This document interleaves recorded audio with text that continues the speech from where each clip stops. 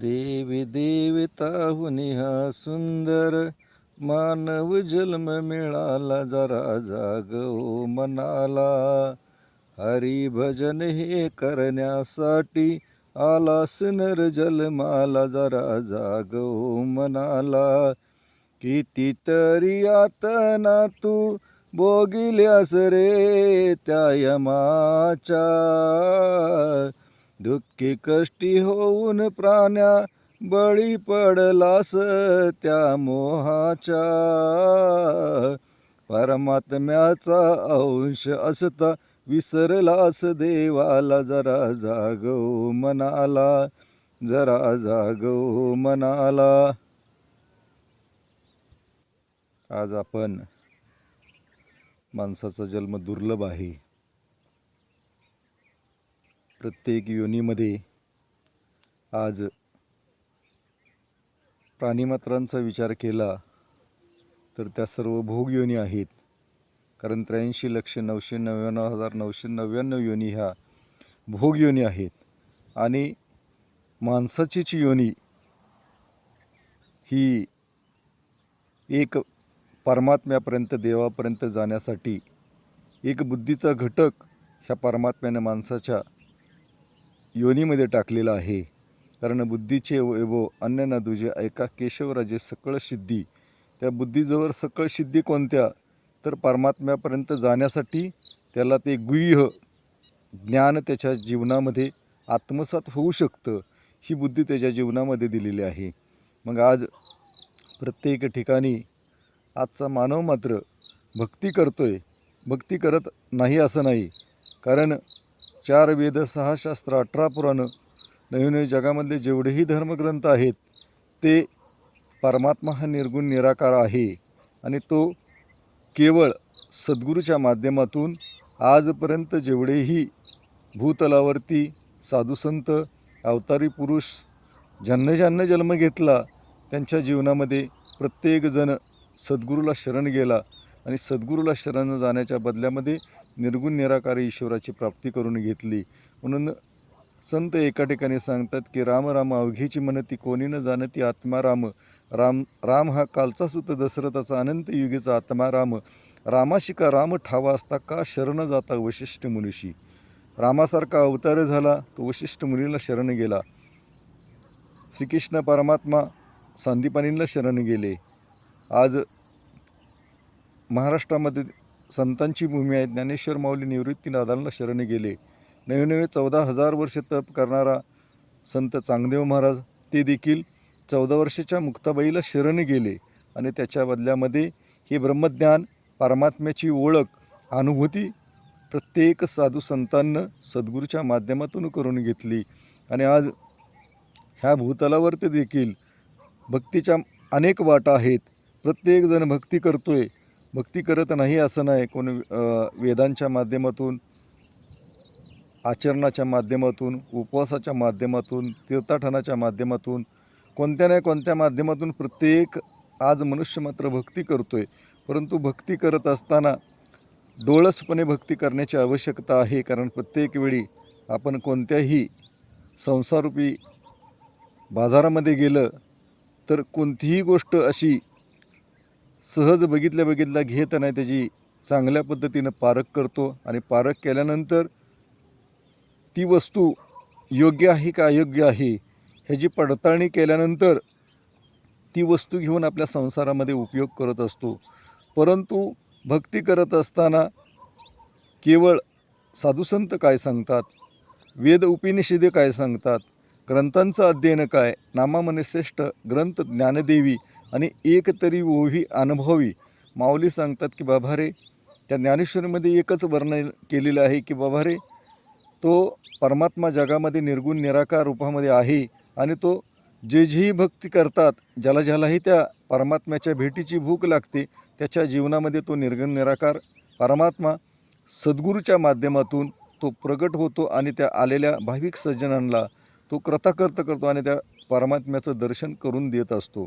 मग आज तुम्ही मी भक्ती करत असताना सांसारिक गोष्टी बरोबर करत आहे. सकाळी उठल्यापासून संध्याकाळी झोपेपर्यंत प्रत्येक कर्म हे तंतोतंत करतो आहे, परंतु भक्ती हा विषय टाकाऊ झालेला आहे. कारण प्रत्येक वेळी साधू संत सांगतात की सद्गुरू वाचून सापडेना सोय आणि धरावे ते पाय आधी सद्गुरूचं पाय भेट धरले पाहिजेत. कारण जीवन जगत असताना प्रत्येक वेळी जीवनामध्ये कुणाला तरी आदर्श मानलं पाहिजे आणि जोपर्यंत तुम्ही आदर्श मानून त्याच्याप्रमाणे तो एक संत महात्मा त्याचं जीवन कोणत्या प्रकारे चाललेलं आहे. कारण जेवढे धर्मग्रंथ आहेत, एक वेळ परमात्म्याची देवाची भेट नाही झाली चालेल, परंतु ब्रह्मनिष्ठ ज्यानं परमात्म्याची ओळख केली अशा संत महात्म्यांची भेट होणं आवश्यक आहे. कारण जो ईश्वराची ओळख केलेला महात्मा हा तो ज्या माध्यमातून परमात्म्याची प्राप्ती होते, त्याच्या जीवनामध्ये जसा प्राप्त झाला आहे तसा तो इतर साधकाला कसा प्राप्त व्हावा ही त्याची तळमळ असते ना, तो त्या दिशेनं घेऊन जातो. म्हणून साधू संत देखील सांगतात की मार्ग दावून गेले दयानिधी ते संत येणेशी पंथी जाशी तर निविगंपा कोटे काही. कारण साधू संत सांगतात की आम्ही ज्या मार्गाने गेलो आहे त्या मार्गाने तुला भक्ती मार्गात यावंच लागणार. त्याच वेळी तुझ्या भक्ती मार्गामध्ये सुखकर होणार आहे. मग आज परमात्मा जगामध्ये निर्गुण निराकार आहे.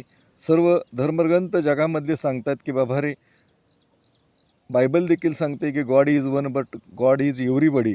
नव्याने कुराण देखील सांगते की अल्लाह पत्ते पत्ते डाली डाली हाजीर नाजीर है, की प्रत्येक वेळी परमात्मा आपल्याबरोबर आहे. मग आज साधू संत देखील सांगतात की जेथे जातो तू तेथे तू माझा संगती चालविशी हाती धरून या. की साधू संत सांगतात की परमात्मा मला ज्यांच्या जीवनामध्ये ब्रह्मसाक्षात्कार झाला आहे, परमात्म्याची ओळख झाली, त्याला जाणीव होते की परमात्मा माझं सकाळी उठल्यापासून संध्याकाळी झोपेपर्यंत नवे झोपेत अवस्थेत देखील तो परमात्मा माझं प्रत्येक श्वासाचं कार्य तोच करत असतो.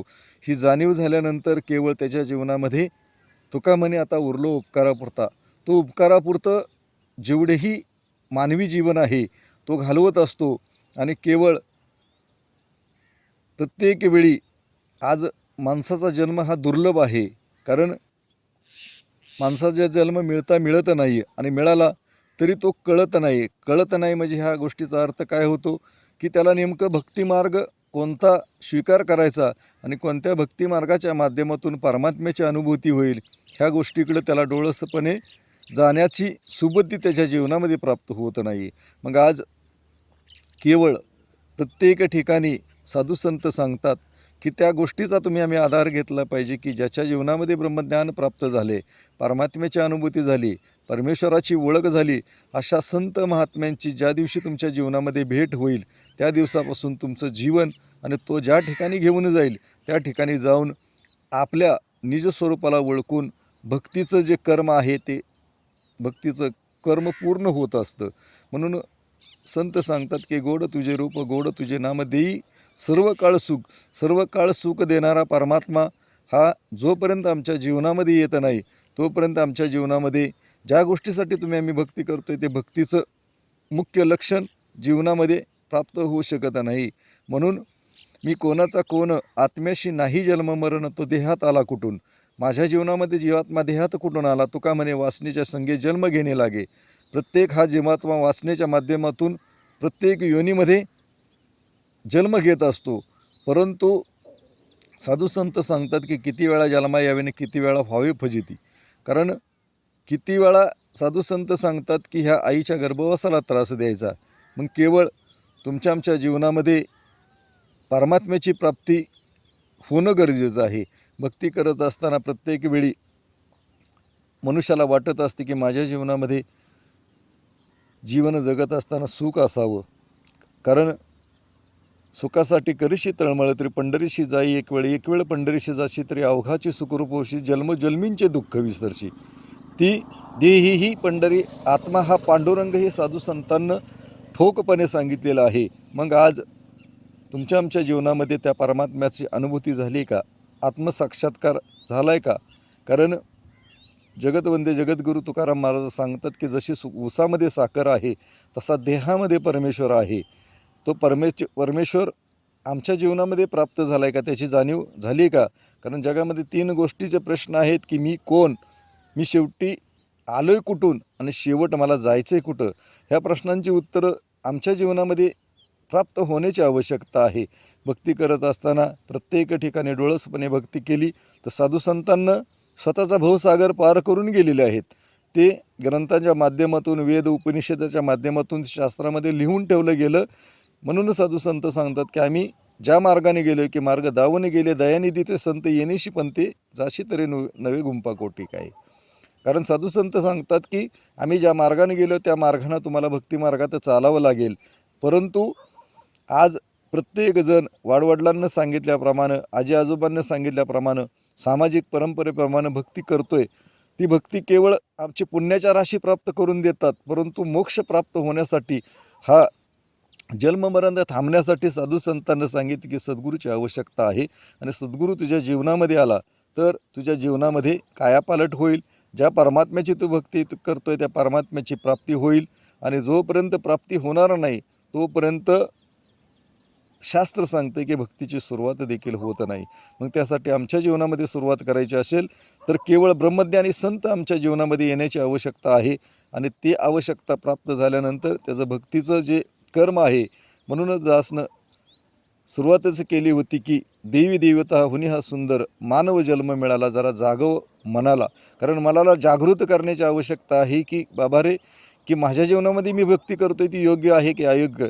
शास्त्र काय सांगते, ज्ञानेश्वर माऊली काय सांगते, जगतवंदे जगद्गुरू तुकाराम महाराज काय सांगतात, जनाबाई काय सांगते, संत मीराबाई काय सांगते, नानकदेव काय सांगतात, येशू ख्रिस्त काय सांगतात, की जोपर्यंत ह्या गोष्टीचा डोळसपणे तुम्ही अभ्यास करत नाही त्यांच्या जीवनामध्ये नेमका परमात्मा निर्गुण निराकार ईश्वर कशा माध्यमातून प्राप्त झाला आणि तो प्राप्त होण्यासाठी त्यांना कोणती विधी केली, आणि जोपर्यंत तुम्ही त्यांना केलेली विधी तंतोतंत करणार नाही तोपर्यंत भक्तीचं जे फलित आहे ते फलित होऊ शकत नाही. जर भक्तीचं फलित पूर्ण करायचं असेल त्यास ज्या साधू संतांना ज्या माध्यमातून सद्गुरूचा आधार घेतला आणि सद्गुरूच्या माध्यमातून निर्गुण निराकार ईश्वराची प्राप्ती करून घेतली, जोपर्यंत त्याच्या जीवनामध्ये तसा सद्गुरू येत नाही तोपर्यंत सर्व ग्रंथ सांगतात की त्याच्या जीवनामध्ये त्याचा भक्तीचा उगम होत नाही. आणि जर भक्तीचा उगम होण्याची जर प्रत्येकाला वाटत असेल तर डोळसपणे भक्ती करून ज्या परमात्म्यासाठी तुम्ही आळवणी करताय,